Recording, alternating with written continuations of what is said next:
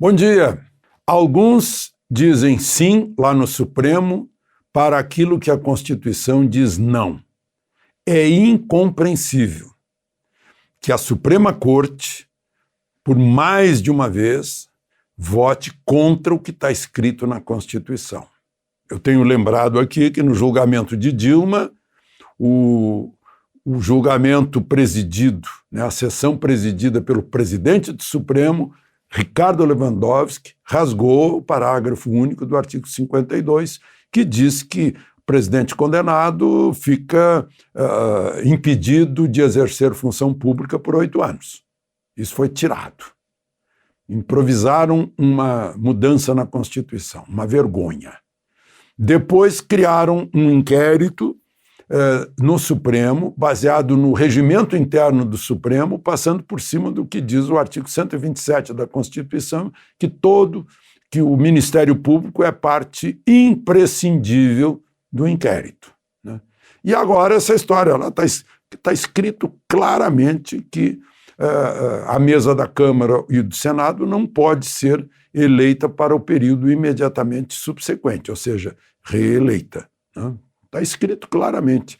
E votaram a favor disso os ministros Lewandowski, de novo, Alexandre de Moraes, de novo, Gilmar Mendes, Dias Toffoli, de novo, e o novo ministro Nunes Marques, que encontrou ainda uma explicação para dizer que pode ser reeleito o Alcolumbre, mas não pode ser reeleito o Rodrigo Maia.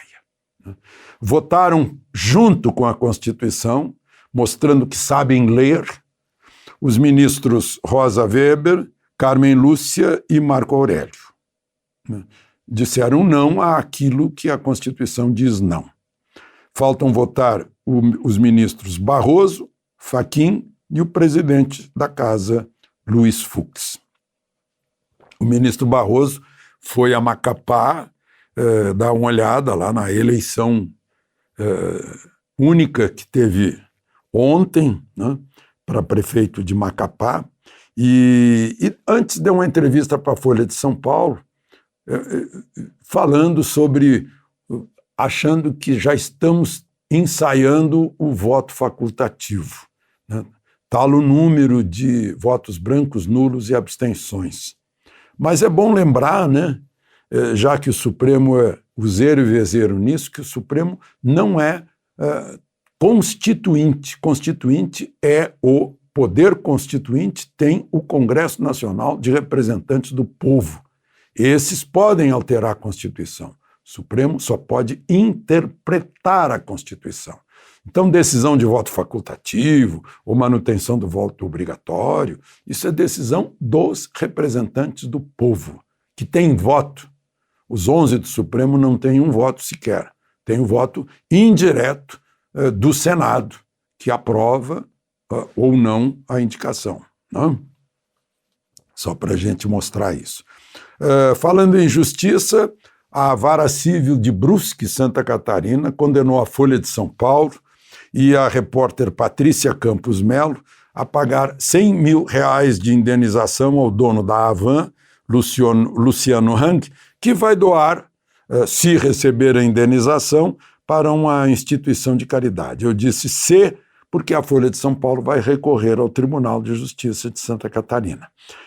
A questão é que fizeram uma reportagem dizendo que Luciano Hang fez disparos de mensagens em massa contra o PT na campanha eleitoral de 2014. Né?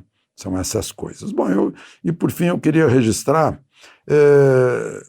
a vergonha que recai sobre nós jornalistas quando acontece o que aconteceu em Porto Alegre, em que dois jornalistas de rádio, fazem apologia do crime, fazem elogios aos bandidos que assaltaram o Banco do Brasil em Criciúma, né, deixam de lado a questão grave de um PM atingido no fígado, né? Felizmente as notícias são boas do tratamento dele,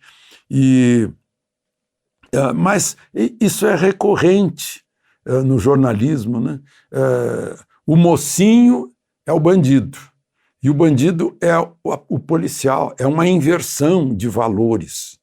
E isso é uma total irresponsabilidade, porque a pessoa não se dá conta da sua importância, da sua responsabilidade que cresce quando tem um microfone pela frente, né? É altamente responsável, né?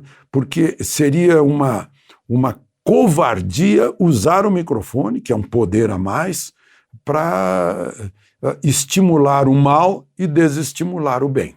Fica aqui o registro. De Brasília, Alexandre Garcia.